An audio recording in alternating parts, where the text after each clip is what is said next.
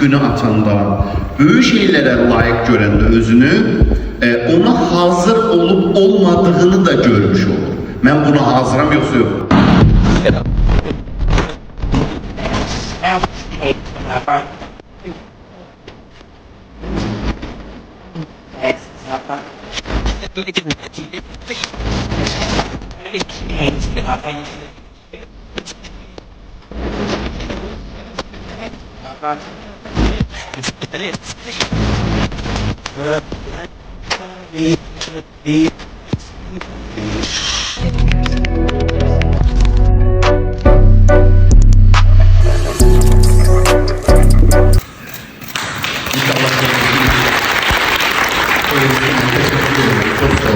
Minnettarım.